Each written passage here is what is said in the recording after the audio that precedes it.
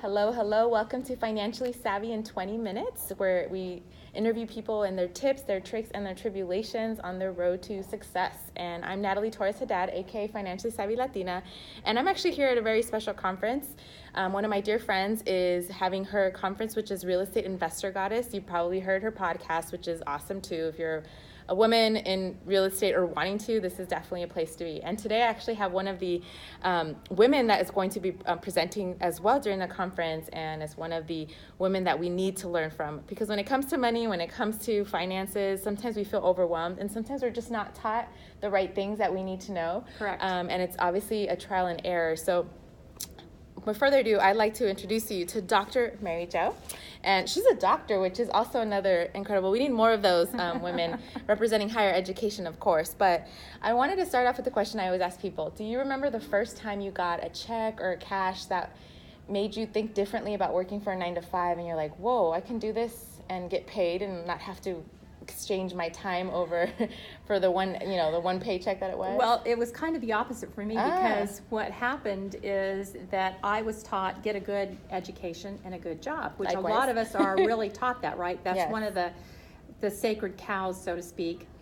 And so I got my undergraduate degree in biology, and I got my certification to teach. Wow. Then I went on and I realized that I was offered a couple of jobs, but the pay was so poor. I'm like, well, I'll go on and get my master's degree. Yes. So I got my master's degree, and then it was like, and my master's is in entomology, the study of insects. Wow. So I'm like, okay, now can I get a job? And they're like, no, there's no jobs out there. Now, if I were really smart, I would have asked that question before I got But they the don't degree. tell us But, at all when you're us that, applying right? for applications. Yeah, Exactly. So I'm like, okay, well, what do I need to do? Oh, you need a doctorate. So I'm like, okay. So I went on, and 4 years later, I got my doctorate degree, and I said, now can I get a job? And they went, well, there's no jobs out there for people with PhDs in microbiology, okay? Wow. So I did 2 years of postdoc. So I did Okay. actually a total of 12 years. Wow. I could have been a physician, right? Yes. So after 12 years in college, I finally got my first job, which I was the first female faculty member at the University of Kentucky in the High five College to of that. Agriculture. We need more women faculty members. And yes. as soon as I got my job, I realized, why was I working for a job? I don't want a job. Right. I want to be independent because I had 2 boys by that time. I want to be able to do things for them that I'm not, even though the job is prestigious, you're still exchanging your hours for dollars, right? Yes. You're not really in control. I should know. My husband's of a your time. professor. I love what he does, but we know there's moments where you're like, why? Yeah. And it's because you love to give back, but there's other ways Right. of giving back. And so after 5 years at the university, I left the university and started a pest control company. Now get this. Hi, Mom and Dad. I'm going to leave my job as a faculty member, and I'm going to become a pest control operator, Yes, right? Yes. Oh, I'm know sure they were had- thrilled. I know that they probably thought she's lost her Right. mind, right?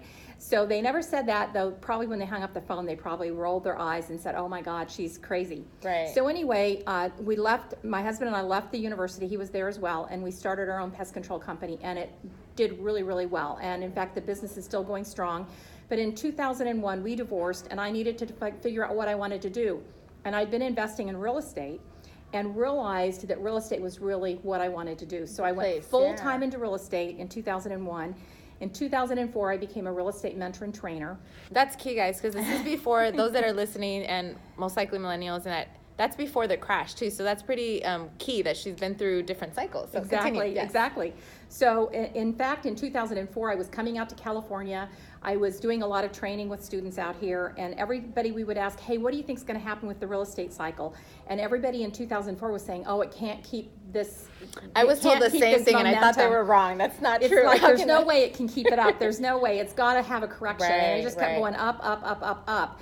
And in 2008, of course, we know what happened, and I like to say the market corrected, but guess what? Prices are back and even above, so everything cycles. Yes. And what I realized is you've got to have a really good way of finding motivated sellers, because that's the key to the real estate Right. business, is finding motivated sellers. So I started doing a lot of stuff with tax liens and deeds, and I became, with Rich Dad Education, Robert Kiyosaki's organization, Love his books. Yes, love his books. Yes, I became the trainer for tax liens and deeds.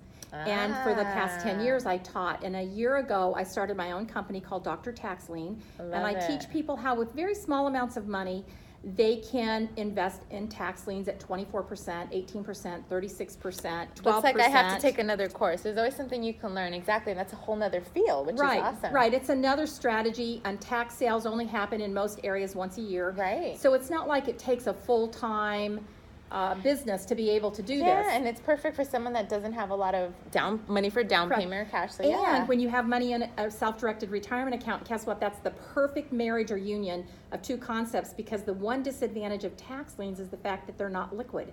But you put them inside of a long-term retirement account, and now you can get those phenomenal rates of return. Ooh. And you're not worried about it taking 2 years for them to redeem. So it's really perfect. And so I teach people what's going to be the best option for them. I also teach all aspects of real estate. I've been mentoring since 2004. Wow. All over. I've been in all 50 states. Wow. So I really teach people, and we talked about this before we started the recording about the Rule of 72. Yeah, so why don't you go over that, because some people might be listening like, what is the Rule of 72? Especially for recent grads, you need to hear this. Yeah, so the Rule of 72 tells you how much your money will be worth, how fast it will double actually based on your rate of return. So you take your return. Let's say we're going to make a 3% return. Now, some people in these days, the bank's paying 1%. They might go, where can you get 3%, less than that, right? Yes. So you take 3 into the number 72, and it would tell you it's going to take 24 years to double your money. So if you all put $2,000 in a bank account at 3%, when you're 20 years old, at 44, you'll have $4,000. Okay, that's the way it works. So conversely, if you can make 24% return, you can double your money in 3 years. So you put it in at 20, at 23, now you have 4,000, and you just build on that. So and you keep doing it over and over. Yeah, it shows you the importance of really getting that best rate of return you can. Now, here's the other sacred cow of incorrect programming that we've learned. The higher the reward, the higher the risk. That's what we're taught, right? High returns, high risk. But in actuality, there are investments out there, and one of them is tax liens. High returns, very low risk. And that's what a lot of people should be looking into, especially, right, if you don't have that much wiggle room or that much money to start out with. And I think that's where a lot of people get we get the stigma when you're like, you're a real estate investor, or, and it's like, there's actually ways of making good money at this, and there's ways of making good money without the tenants, toilets, trash, and termites. Absolutely. The 4 T's, because I like most people, they say, well, yeah, I know real estate is a great way to make money, but I don't want to be a landlord. Right. So there's lots of strategies around not having to be a landlord. Yes. But the key is, when you invest in the stock market, for example, you don't have collateral backing up that investment. So when that value of those stocks go down, you're just out there. You've lost your value. But with tax liens, you're getting a high rate of return. But if they don't pay you back, the property owner doesn't pay you back, you can go get ownership of the property. Smart. So when we talk about young people, also people who are heading into retirement, what happens is they've worked their whole life for their small little nest egg, which is usually not enough money to retire on. And that's what we're seeing a lot of people, not to cut you off, but I think it's sad that we look at, my parents' generation, so many that they can't afford to retire because of that reason. Well, they bought into the idea of a pension